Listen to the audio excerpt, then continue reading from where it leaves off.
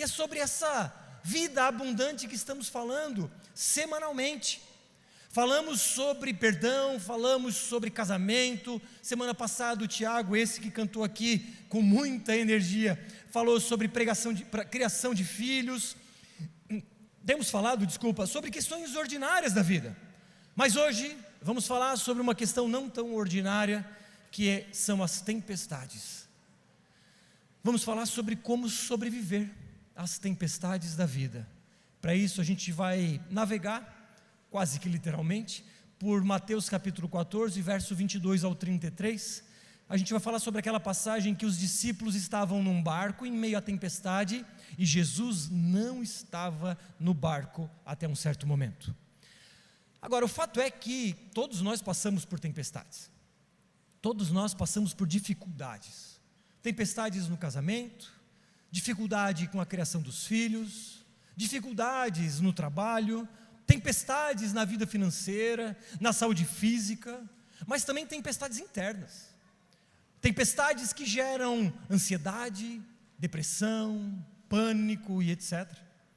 E esse tipo de tempestade, ela acomete cristão e ateu, acomete rico e pobre, acomete pastor, padre, acomete todo mundo, acomete pessoas obedientes e pessoas desobedientes. E sim, cristãos passam por tempestades, e nem toda tempestade é disciplina de Deus. É fato, aquilo que plantamos, colhemos. Há tempestades que são decorrentes da desobediência, mas nem sempre é assim. E a pergunta que vem essa noite é como você reage às tempestades da vida? Com medo, pânico, ansiedade, com palavras de reclamação com Deus, com questionamentos, talvez até blasfemando contra Deus? Porque a gente se pergunta, poxa, Deus me ama, e Deus é todo poderoso, por que estou passando pelo que estou passando? Irmãos, é fato, Deus nos ama e é soberano, e ainda assim passamos por tempestades. Significa que existem propósitos específicos para essas tempestades. E hoje nós vamos aprender 7 lições sobre as tempestades, e a primeira delas é: as tempestades podem ser decorrentes da obediência. E a gente vai ler agora em Mateus 14, 22, que diz assim: logo a seguir, Jesus fez com que seus discípulos entrassem no barco e fossem adiante dele para o outro lado. Enquanto ele despedia as multidões, e tendo despedido as multidões, ele subiu ao monte a fim de orar sozinho. Ao cair da tarde, lá estava ele só. Entretanto, o barco já estava longe, a uma boa distância de terra, açoitado pelas ondas, porque o vento era contrário. Vamos orar? Baixe sua cabeça. Senhor, obrigado por esse tempo maravilhoso de adoração, uma resposta dos nossos corações a tudo que o Senhor tem feito por nós. Agora nós colocamos a nossa atenção à Tua voz. Capta os nossos corações, capta a nossa mente, capta a nossa alma, capta todo o nosso ser, que estejamos cativos a Ti e ouçamos o que o Senhor tem para nos falar. E eu seja meramente um instrumento de louvor e adoração do Senhor. E eu rogo para que o Espírito Santo me use, em nome de Jesus. Amém. Jesus havia acabado de fazer aquele milagre da multiplicação de pães e peixes. O povo, então, admirado com aquele milagre, tenta trazer Jesus para que fosse o seu rei. Eles queriam colocar Jesus como rei à força. Jesus então se desvencilha daquilo, não se rende a essa postura do povo, ele despede a multidão, dá um jeito deles vazarem, ele sai para orar no monte. Ao passo que os discípulos, ele coloca no barco e diz: olha, eu vou ver vocês do outro lado. Olha o que o texto diz, o texto diz assim: Jesus fez com que os discípulos entrassem no barco e fossem adiante dele para o outro lado.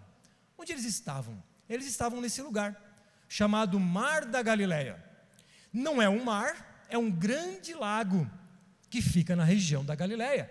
Tem grandes extensões de diâmetro, embora não seja redondo, mas um grande lago que tem o nome de Mar da Galileia, ou Lago de Tiberíades. Então Jesus diz para os discípulos entrarem no barco, que ele os veria do outro lado, e o lugar é esse aí. Agora, a Apesar de não ser um mar, de não ser oceano, é um grande lago que tem tempestades grandes. Talvez você pense na Lagoa da Velhinha, no Campestre, ou outros lugares do gênero, e você nunca viu uma onda maior do que 5 centímetros.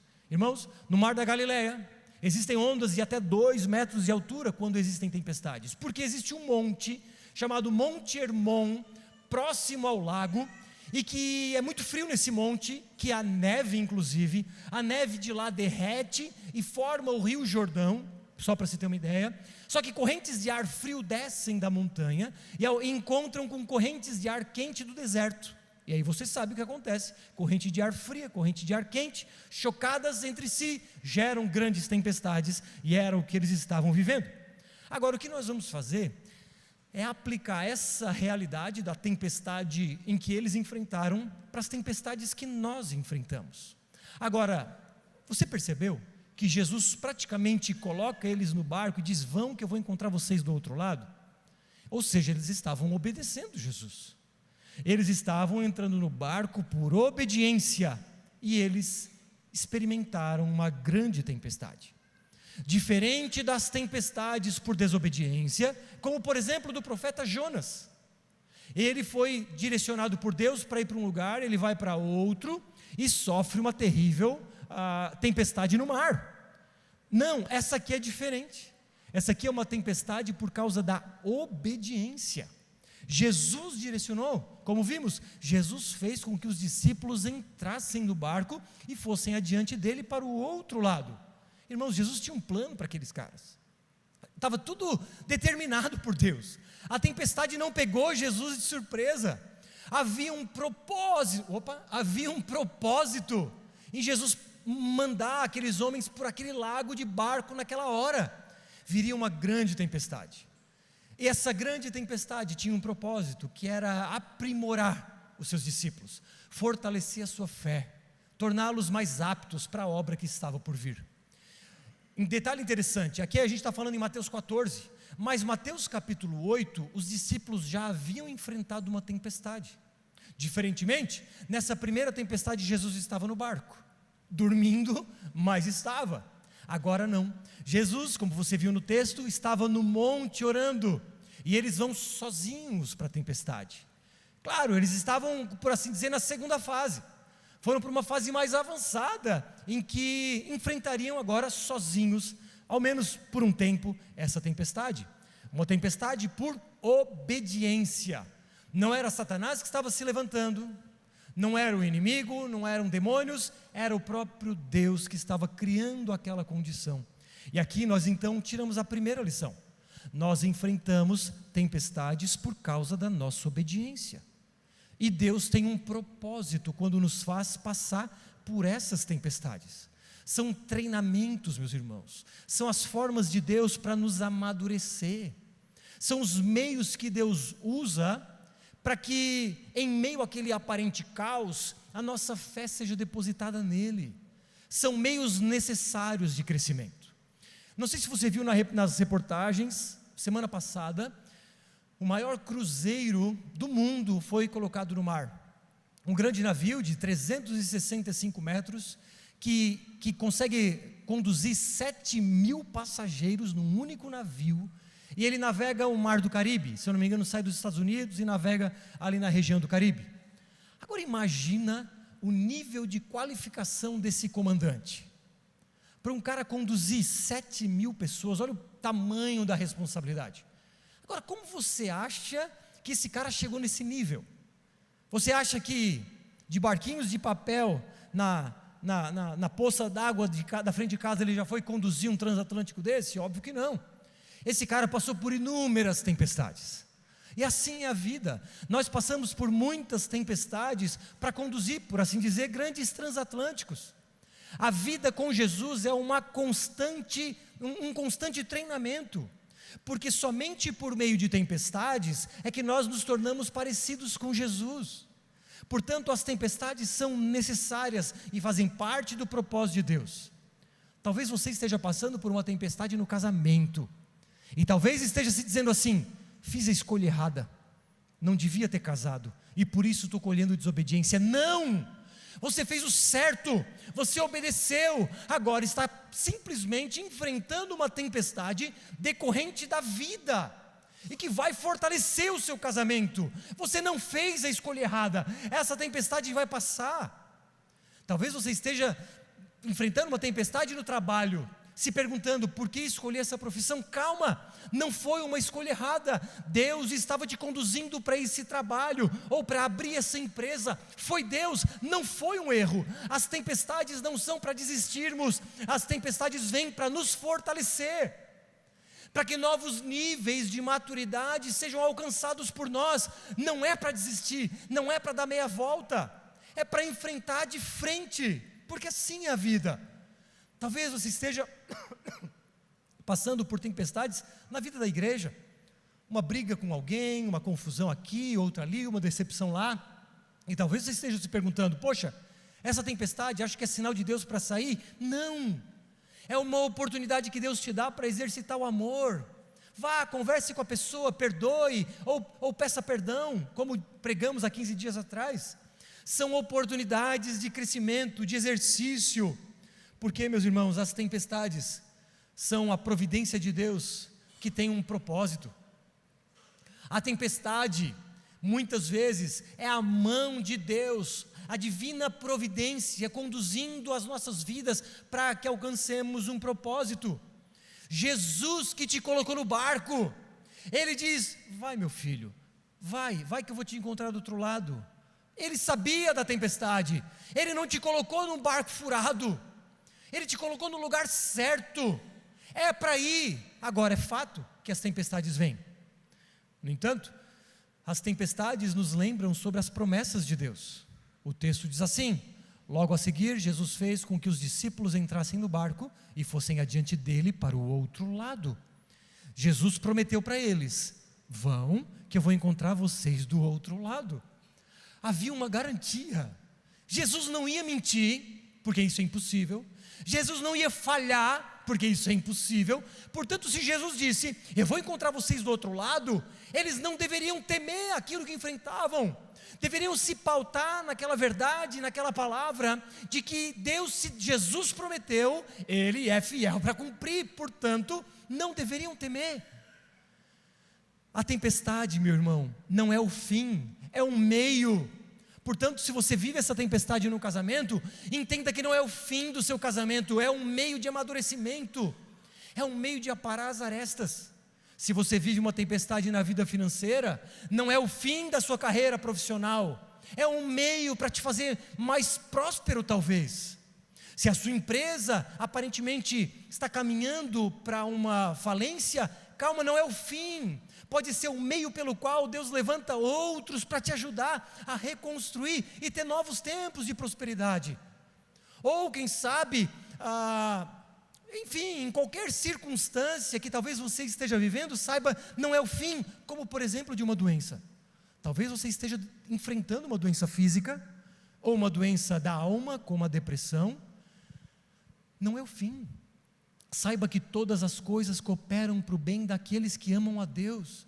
Portanto, essas tempestades não são um fim, mas são um degrau para crescimento. Aí talvez você me diga, Bruno, no meu caso é o fim. Eu tenho um diagnóstico, é um diagnóstico terminal, eu tenho poucos dias de vida. E eu te digo, irmão, não é o fim.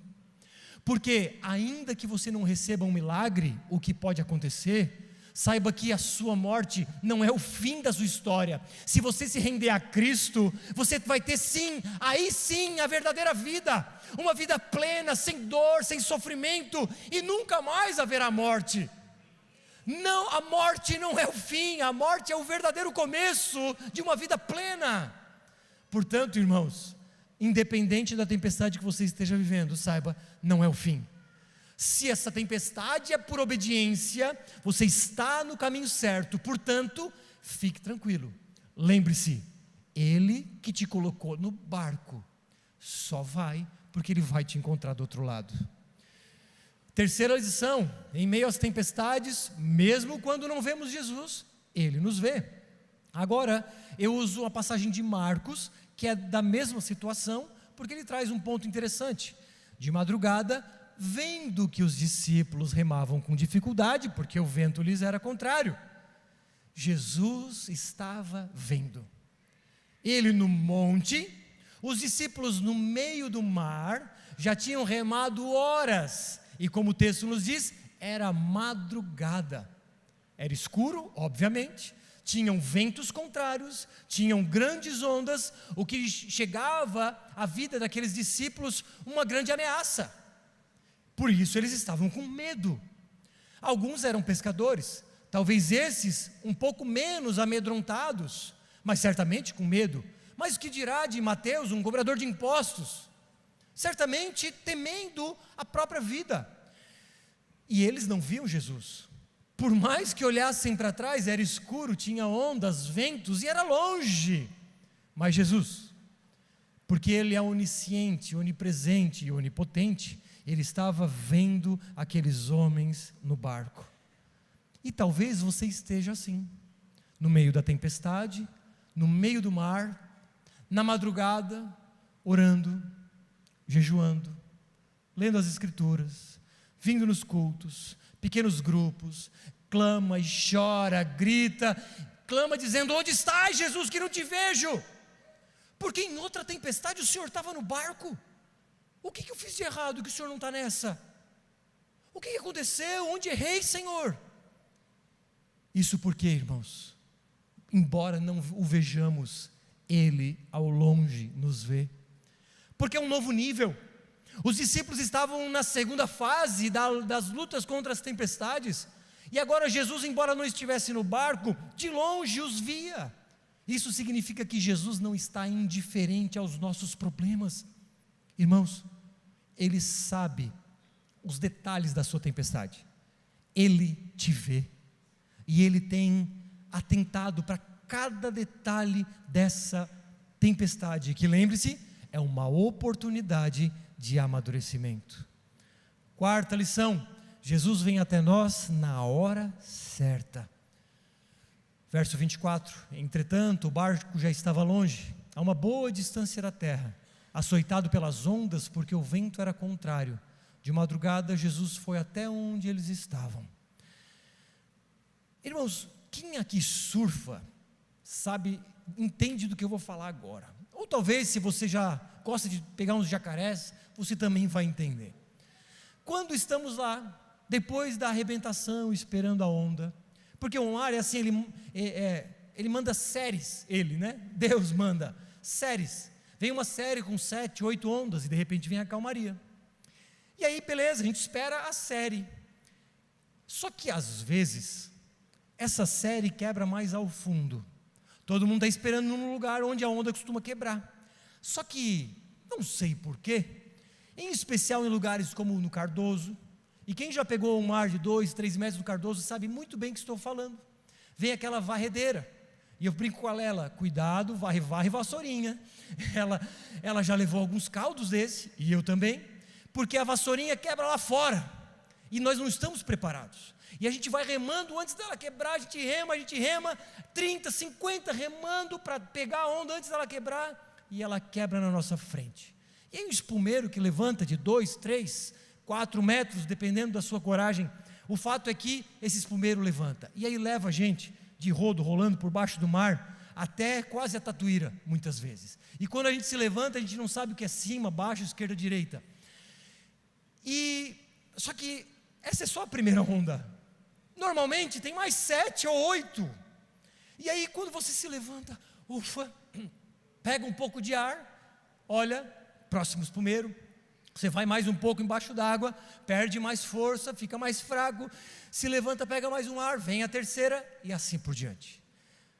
Tem vezes que a gente quase que diz assim, faz a oração de Jesus: Senhor, entrego em tuas mãos o meu espírito, porque já não há mais esperança.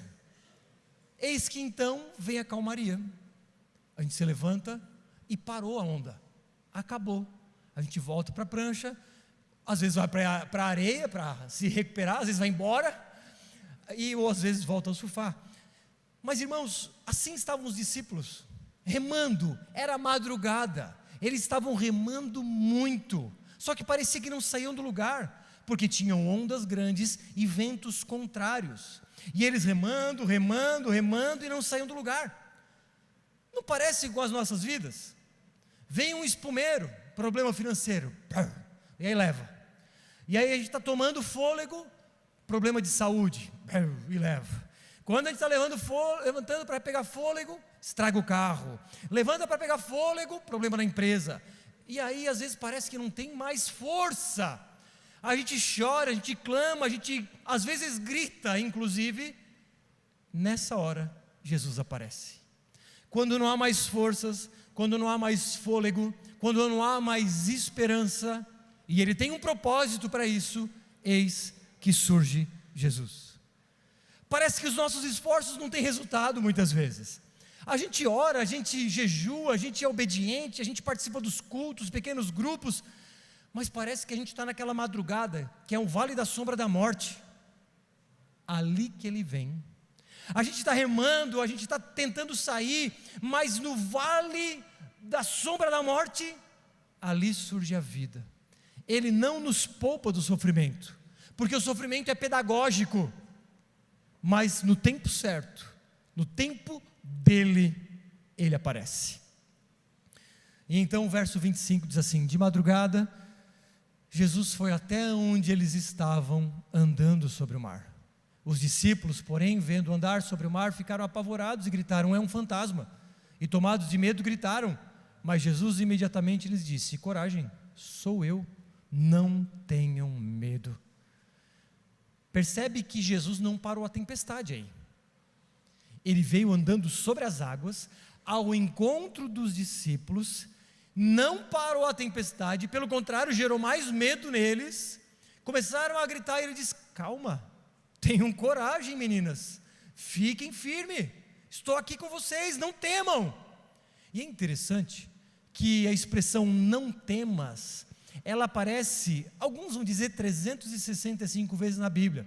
Não temas ou suas variações. Eu confesso que eu não tenho certeza se é esse número, porque há diferentes opiniões, mas o fato é que ela aparece inúmeras vezes. Não temas. As tempestades fazem parte da vida. Às vezes as forças estão acabando, às vezes você não vê saída, às vezes parece que o casamento acabou, às vezes parece que essa doença é para a morte, às vezes parece que esse problema financeiro é para um caos, às vezes o problema na empresa parece que é para falência. Independente, calma, não tenham medo, sejam corajosos. Eu estou aqui, sou eu. Quando não há mais esperança, Jesus aparece dizendo a você: calma, porque o sustentador do universo, por mais que nós não o vejamos, Ele nos vê, e no tempo certo, Ele vem ao nosso encontro dizendo: calma, tem ânimo, não tenha medo. No ano de 2013, eu tinha academia, e sofri 3 processos trabalhistas, e você talvez saiba que a justiça do trabalho, ela costuma favorecer os trabalhadores, em detrimento do proprietário.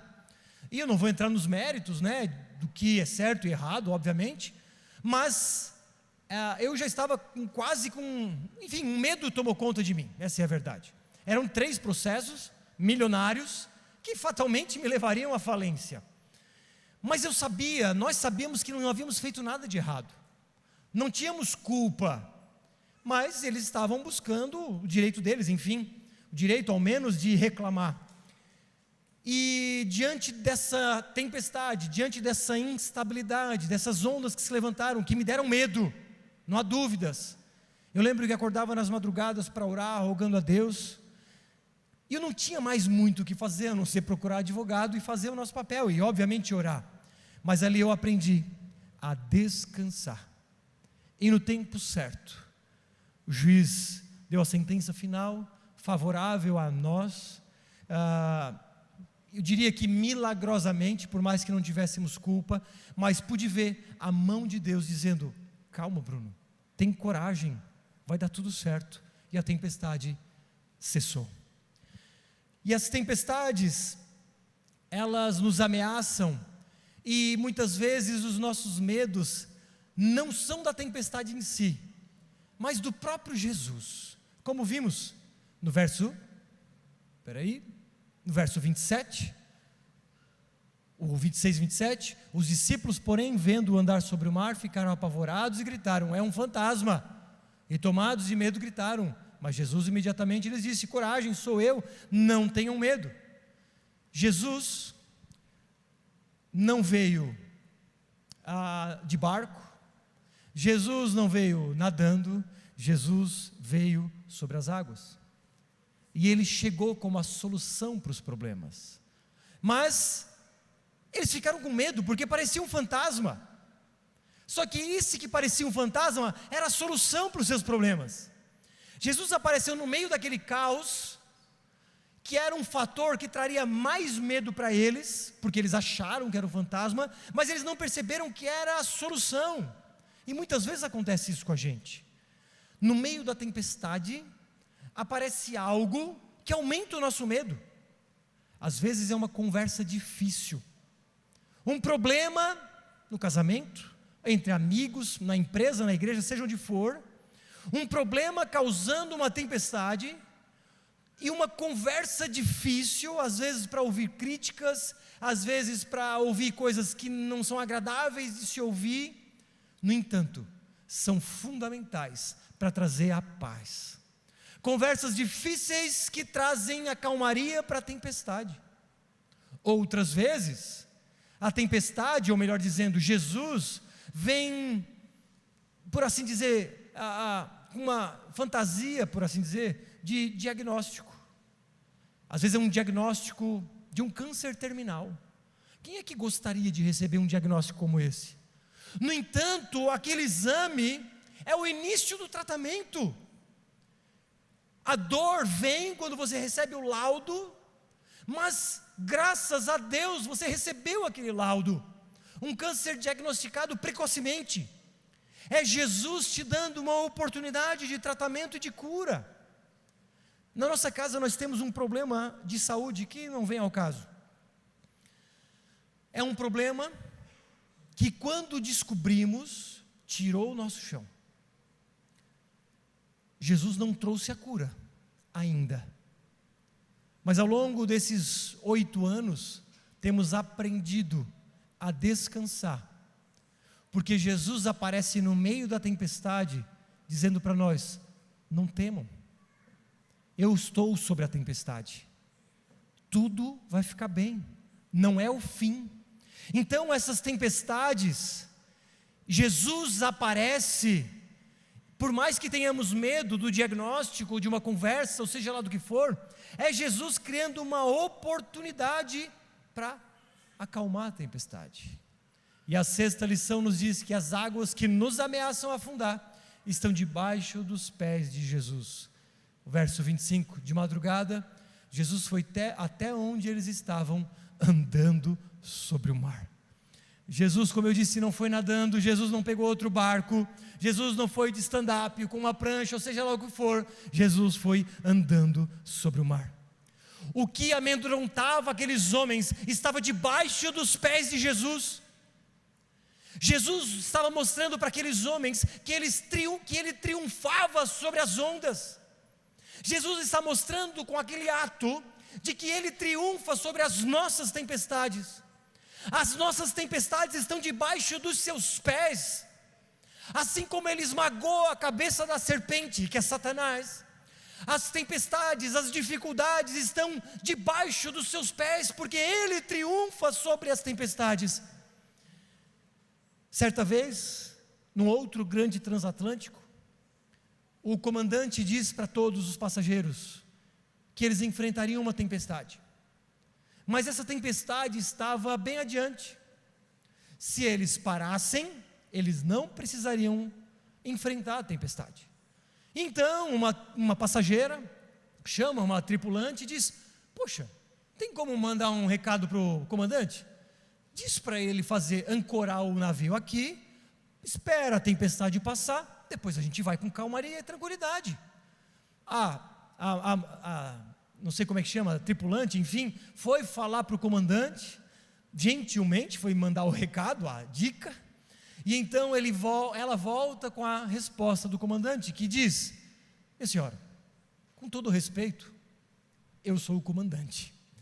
Mas em segundo lugar, saiba que esse navio foi construído para aguentar tempestades. Irmãos, nós fomos construídos para aguentar tempestades. Nós fomos projetados para isso. Isso porque Jesus é com a gente na tempestade. Porque Ele triunfa sobre qualquer onda. Ele triunfa sobre o caos, que na verdade não é um caos, é um aparente caos. Ele está no controle do aparente caos. Portanto, Ele diz: não temam, tenham coragem, sou eu. E se Jesus não está no barco, saiba que Ele está chegando sobre as ondas, andando sobre as águas. Ele está chegando para triunfar sobre a sua tempestade. Não se desespere, calma, não temas, tenha coragem, eu estou aqui, sou eu, diz Jesus. Agora, uma outra lição que tiramos disso é que Jesus usou a tempestade para se achegar a eles. Muitas vezes, a tempestade nas nossas vidas é uma forma que Deus usa para Jesus se achegar a nós. É aquela história de vir a Jesus pela dor. Isso é real. Muitas vezes, aquele que está distante de Jesus experimenta uma tempestade, porque ele não vê mais saída, ele não vê mais esperança, e então Deus usa justamente aquele caos para chegar andando até nós. Portanto, a tempestade é um instrumento de Deus para você ter um coração prostrado aos pés dele. Olha o que o Hernandes Dias Lopes diz: ele não apenas anda sobre a tempestade, mas faz dela a estrada para ter acesso à nossa vida. Muitas vezes o sofrimento é a porta de entrada de Jesus em nosso coração. Ele usa até os nossos problemas para aproximar-se de nós. Mais pessoas se encontram com o Senhor nas noites escuras da alma do que nas manhãs radiosas do folguedo. As mais ricas experiências da vida são vivenciadas no vale da dor. Com certeza, os caminhos de Deus não são os nossos, eles são mais altos e mais excelentes. Irmãos, as mais ricas experiências com Deus nós temos no sofrimento. Jesus se encontra conosco em meio à tempestade. Jesus não foi um rei glorioso na terra ele foi humilhado, ele foi tido como um criminoso, ele levou sobre si uma coroa de espinhos, cravos nas mãos e nos pés, levou uma lança que o furou até a sua morte, mas principalmente levou sobre si os nossos pecados e por causa disso a ira de Deus Pai. Ele estava preparado para essa tempestade. Agora, por causa disso, nós recebemos vida, porque sobre o castigo dele estava a nossa paz, porque sobre a sua morte estava a nossa vida, mas tudo porque ele não ficou preso à cruz. Ele foi ressuscitado e ele vive. Ele venceu a morte e para sempre viverá. E não só viverá, mas nos traz esperança de vida eterna. Portanto, as dificuldades da vida são meios pelos quais Deus nos chama aos seus pés. Você está vivendo uma tempestade? Jesus está se aproximando. Saiba que Ele triunfará sobre o aparente caos. E a sétima lição da noite: a nossa capacidade para perseverar depende do foco dos nossos olhos. Verso 27 diz assim: mas Jesus imediatamente lhes disse: coragem, sou eu, não tenham medo. Então Pedro disse: se é o Senhor mesmo, mande que eu vá até aí andando sobre as águas. Jesus disse: venha. E Pedro, descendo do barco, andou sobre as águas e foi até Jesus. Reparando, porém, na força do vento, teve medo. E começando a afundar, gritou: salve-me, Senhor! E prontamente Jesus, estendendo a mão, o segurou e disse: homem de pequena fé, por que você duvidou? Subindo ambos para o barco, o vento cessou. Pedro, um misto de ousadia e medo.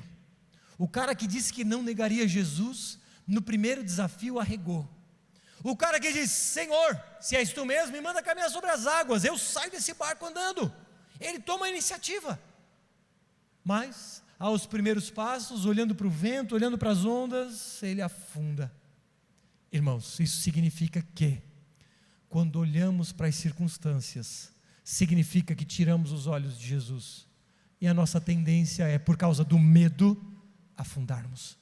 Medo e fé são contraditórios em alguma medida. O medo nos faz afundar, a fé nos faz prosperar. E prosperar, não entenda como ficar rico, mas ter uma vida plena e abundante.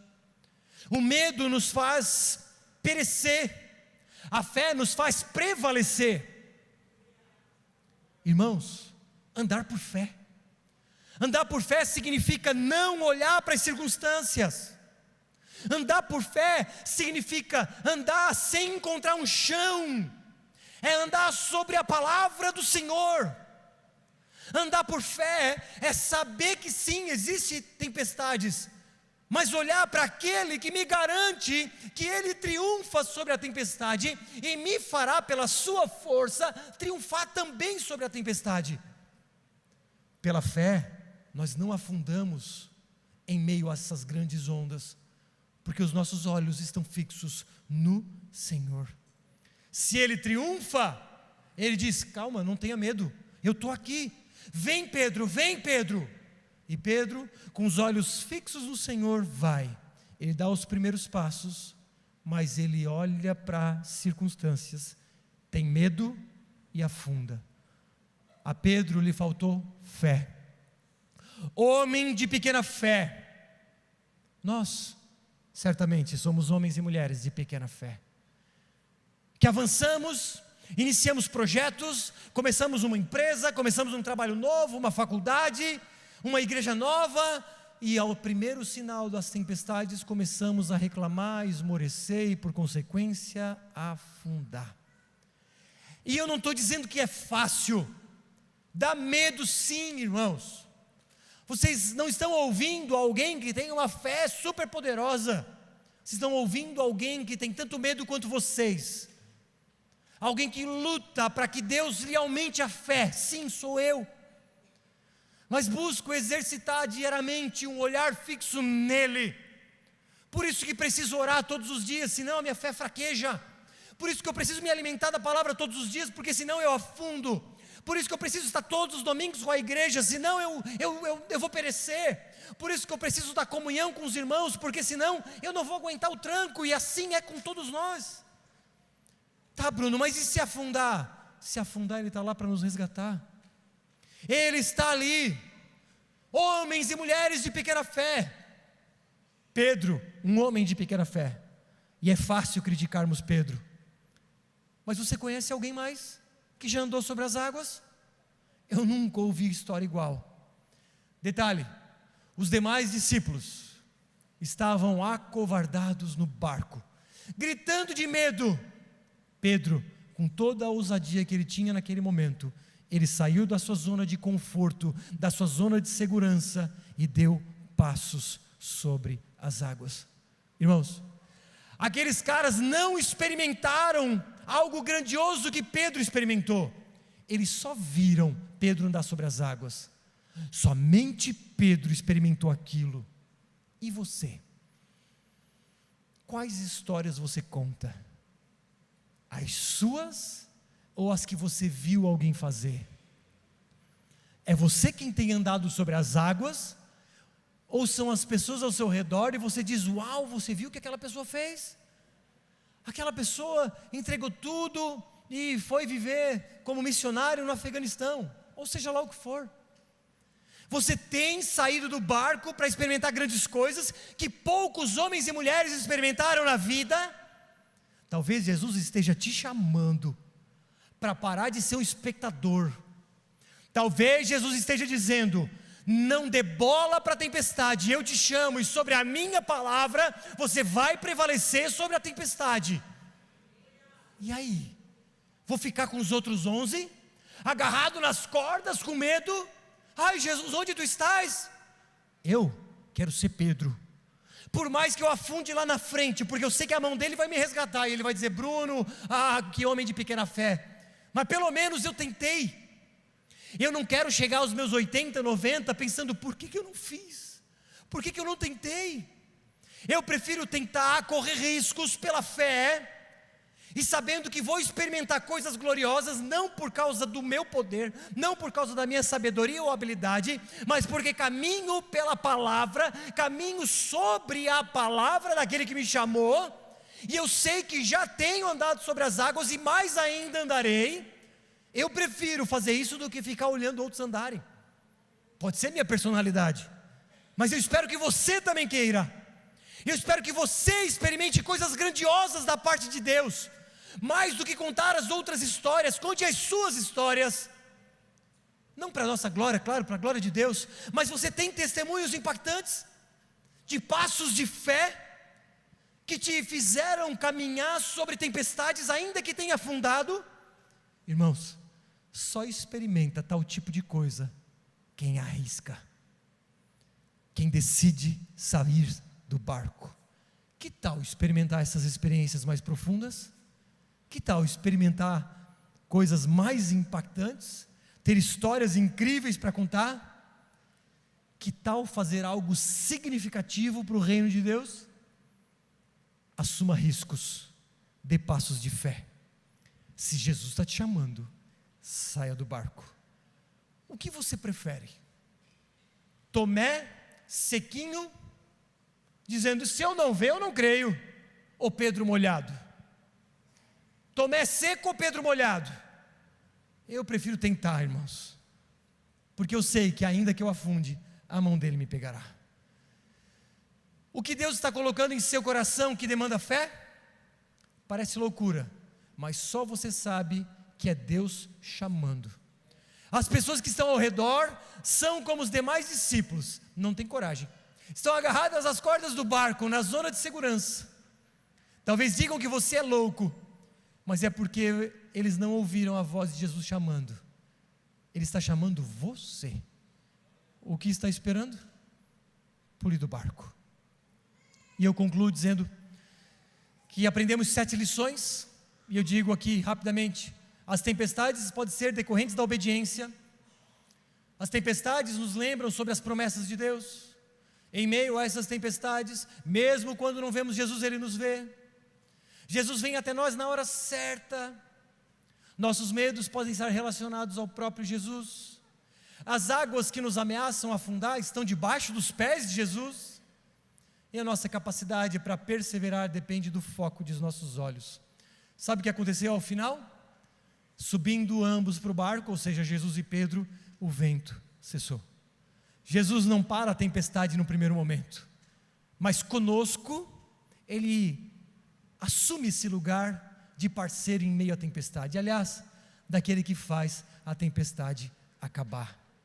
Chama Jesus para o teu barco, pede para que Ele acalme a tempestade, mas saiba que, se Ele ainda não acabar, calma, tenha coragem, sou eu, diz o nosso Senhor Jesus Cristo. E o resultado é esse. E os que estavam no barco o adoraram, dizendo, verdadeiramente o Senhor é o Filho de Deus.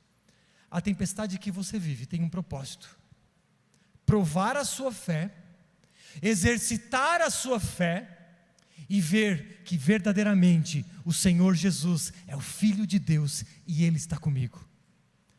O propósito dessa tempestade, eu repito, é provar a sua fé, é exercitar a sua fé, para que você reconheça que Ele chegou no barco.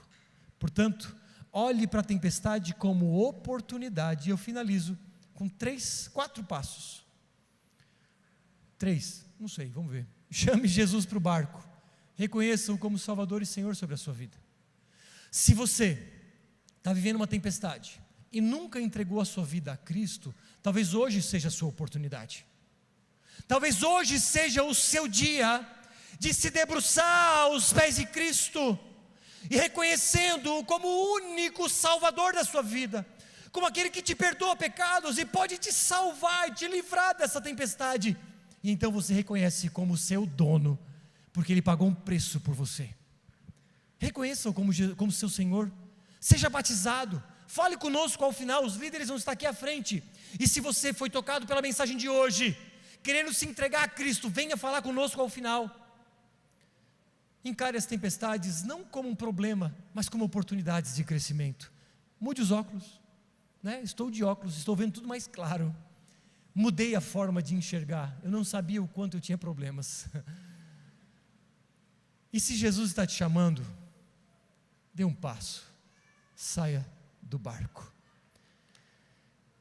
A banda vai subir, e eu vou fazer algo que eu devo ter feito na minha vida.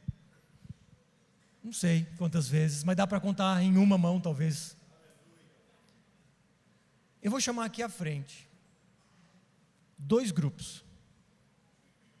Grupo 1, aqueles que estão vivendo um caos, tempestades no matrimônio, na vida financeira, amizades, vida espiritual, igreja, empresa, seja lá o que for. Vem aqui à frente, simplesmente para orarmos juntos. Como um passo de fé físico, para que você experimente o seu corpo se mover e o seu cérebro entenda que você está agindo por fé, simbolicamente andando sobre as águas. Primeiro grupo, aqueles que estão vivendo tempestades. Segundo grupo, aqueles que Deus está chamando para algo mais profundo. Somente aqueles que querem viver experiências mais profundas, mais intensas. Aqueles que precisam de fé para dar um passo além. Aqueles que precisam sair do barco para viver o que nunca viveram. Para viver experiências profundas, intensas, impactantes, que vão transformar a sua vida. A banda vai tocar, e quem quiser vir à frente, a gente simplesmente vai orar junto, e eu vou me colocar nesse lugar. No momento não tenho vivido tempestade, nesse aspecto, mas preciso sair do barco. E se você quiser me seguir nessa oração, venha enquanto a banda toca, sem medo, como os demais discípulos, mas com coragem, como a de Pedro.